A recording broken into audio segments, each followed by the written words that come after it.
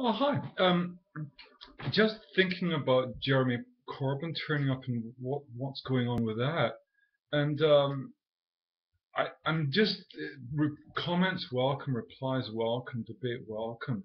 But I think something big is happening. And I'm actually going to talk about this in terms of the politics and the economics of the last 30 years.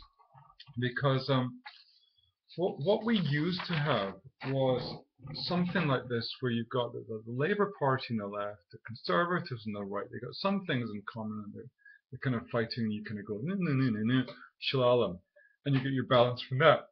That was how it was in the 1970s when I was growing up. Since the 1980s, Margaret Thatcher, Ronald Reagan, same pattern in America, UK, and Japan. The left and the right wing become closer and they swing to the right, so that they're fighting over this kind of middle ground thing here. And that's why your MP is so shit. Because you're being told, well, look,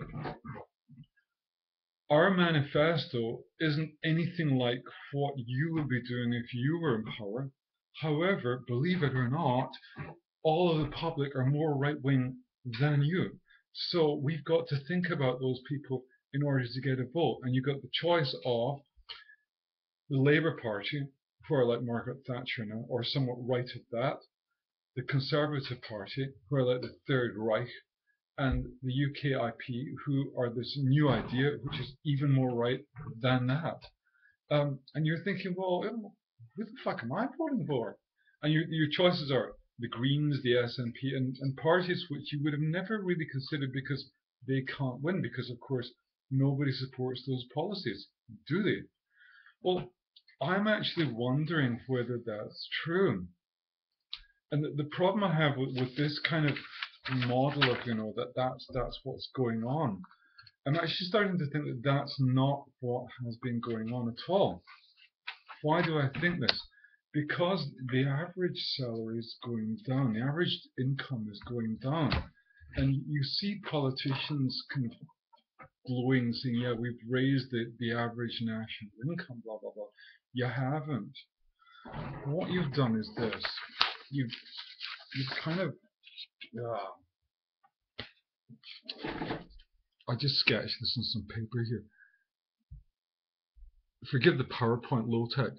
Here's all the salaries in the UK. Here's all of the people. And if you divide that money by those people, you get this average number here. And in theory, I think this is about 25, maybe 30k. And you're thinking straight away, hey, what the fuck?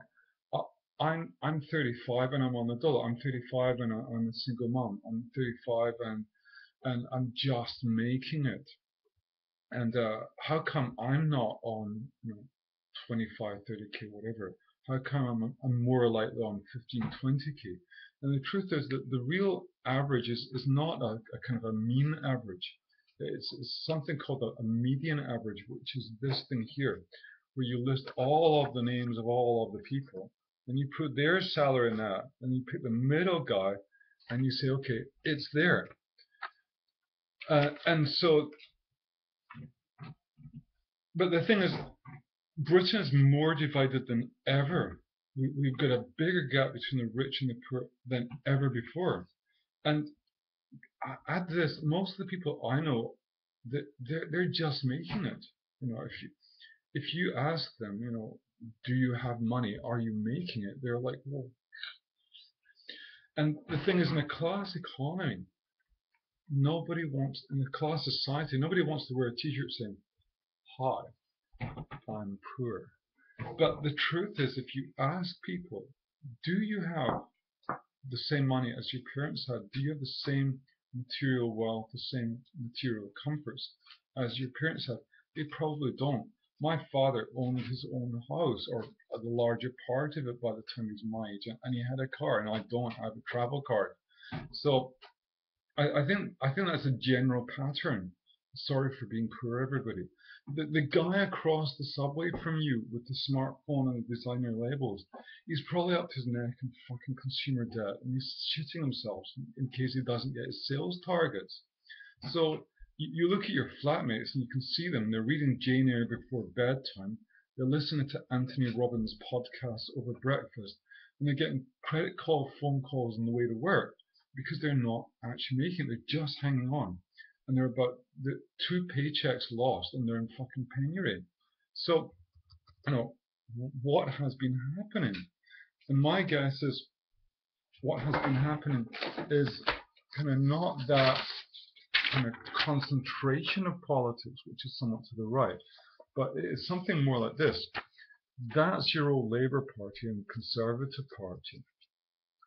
This is us, as it were. And this is, they're rich, and they're about the top 10, 15% or something like that. But these people don't vote because if they go on the voters' roll, the bailiffs arrive at the fucking door, or something like that, or they've been told by the media, if you vote Green, you will not win. And so they think, well, okay, I'll settle for Labour because it's better than fucking Conservatives, for God help us, UKIP. So the true democratic will of the people is actually that. But you've been told that it's this convergent thing. You've been told that that is the middle ground. And so now Jeremy Corbyn comes in and starts talking sense, like, if the banks fucked it up, let's get them to pay for it instead of people in wheelchairs and single moms. Or, let's not blame the immigrants for something that we fucking did to ourselves. So, yeah, one got through. And suddenly the BBC are going fucking mental. And they're saying the same stuff as the Telegraph. The BBC are saying the same stuff as the Daily Mail. Like, surely this is madness. And it's based on this perception that, we know that the public is here. We know that the public are right wing. Actually, one of the directors of one of the survey companies is a Conservative Party donor. So I'm wondering whether we've been told that there are all these right-wing people out there, but the fact is they're not there. So maybe Jeremy Corbyn is the sort of emperor's new clothes effect of that. That as soon as Labour Party realise that they can't win, trying to be more conservative than the Conservatives, but their best option is going back to what they said in the first place. Everyone kind of goes, I'll vote for this. There's been a lot of secret Green voters out there who agree with the policies but don't believe it can win. There's a lot of secret old Labour voters out there who would like to vote for old Labour but don't believe it can win, or are being told by the Labour Party seniors that they don't believe it can win. What's affecting this is that these people fund the parties. They pay for the advertising campaigns and so on, which win elections. And so what we need to do is separate money from politics. We need a separation of power between big business and politics, the same way that we had a separation of power between the church and politics, between education and politics. And everybody said you couldn't do that. Everybody said, oh, you can't get the religion out of politics. But we did it, and it was really good. And I think we need to do that. My tuppence worth. Comments welcome.